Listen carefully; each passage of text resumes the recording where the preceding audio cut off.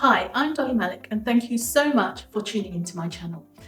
And within this short video, we shall continue the journey towards further self-development in 2024. So as per the first two videos, these are going to be a further 3 quick tips to continue that self-development journey. And as per the previous ones, I will of course be sharing with you a bonus tip. And do please stay tuned for that bonus, because when you find out the 3 tips I'm about to give to you, it's important to reflect on the 4th one in relation to how you approach the first 3. So here we go. Tip number 1, focus on things one day at a time. I've given various tips in the first couple of videos, and if people take everything on board in one go, it can be almost overwhelming. Everyone has their own journeys and everyone has their own pace in order to develop and transform. So don't feel overwhelmed and just think I have to do all these tips in one go. There's absolutely no point in going for that sprint of doing all the tips in one go, and then like when you're in a marathon and you kind of go straight for that sprint at the start, halfway through you're starting to feel the energy slip away and you're starting to get exhausted. So the key thing is really pace yourself. Just take one step at a time, one day at a time. And that does link to one of the earlier tips I gave within the first video. If you haven't watched that, do please check it out. I'll pop the link within this one. Within that first video, the power of journaling. So again, if you at least start that side of the self-development, or progress with that side of the self-development journey of either starting a journal or continuing a journal, it will at least help to share your emotions of how the day has gone. And like I said, I find journaling very cathartic because it kind of brings down and helps to rebalance your emotions and harmonize you against things that you may feel if you've had a day that's just been way too overwhelming. So it's a good way of keeping things in balance without actually derailing you off a self-development track. Moving on to tip number 2.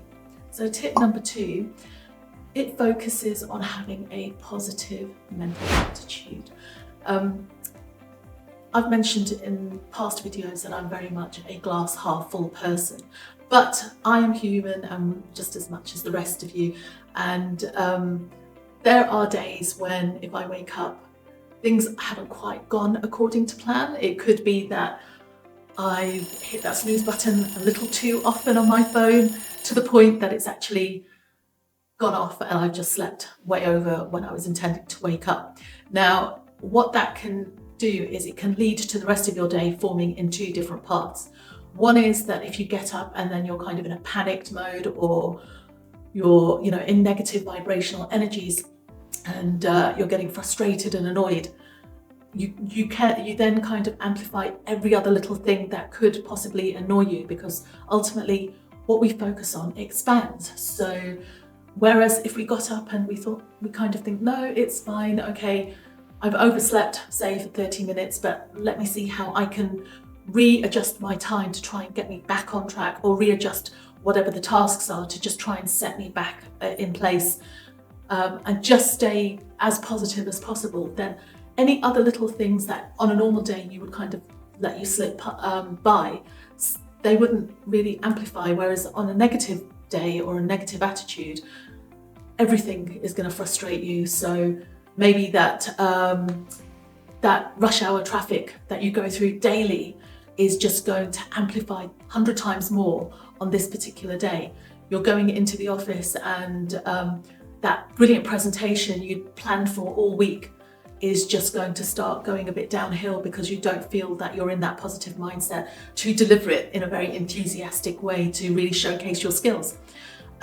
Same thing if you're a mother or a father who's rushing to the school run.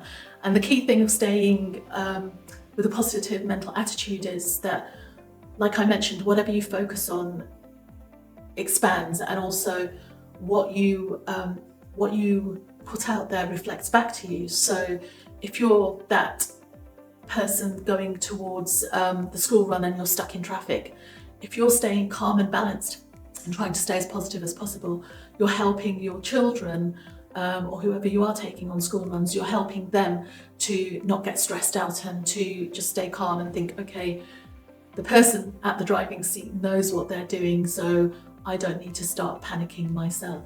So that's the importance of having a positive attitude. Moving on to tip number 3, and that is all about the fact that it's okay to fail. See failure as an opportunity to grow. We're all human, none of us are perfect, no matter who you are, no matter how talented you are, no matter how many qualifications you've got, etc.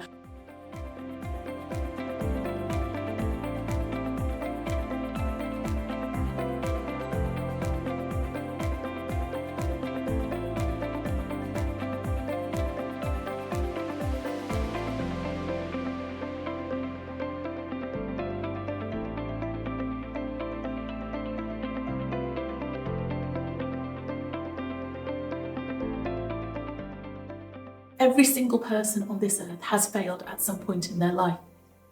And that, to me, is where the greatest learning can actually come from when it comes to self-development.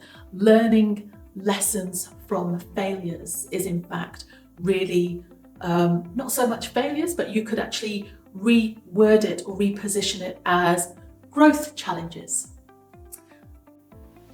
That then moves me on to the final bonus tip. And that bonus tip, like I said, it's very important to look at this in relation to the previous 3. And it relates to the fact that if something is not working, no matter how many times you try, then you seriously need to consider quitting. I think it was Einstein that said that if you keep doing the same things time and time again and expect a different result, that's a form of insanity.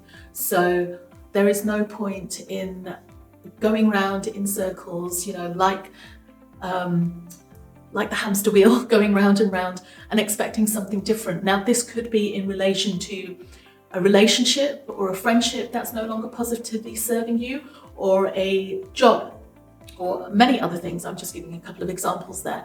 But that's the important thing. Obviously, I'm not telling you right now to just quit those things, but reevaluate where you have been and be honest with yourself about that. And if you feel that it is actually right for you to quit in order to further progress your self-development towards your goals, and that letter to your higher self that you wrote back on the first video, if you do recall that one, then the important thing there is to put together some sort of transition plan if you do decide that the best thing towards your personal development, the best thing towards your personal development journey is to actually quit the thing that is no longer serving your highest good.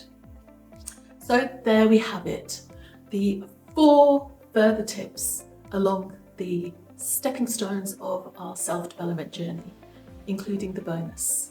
I really hope you liked this video.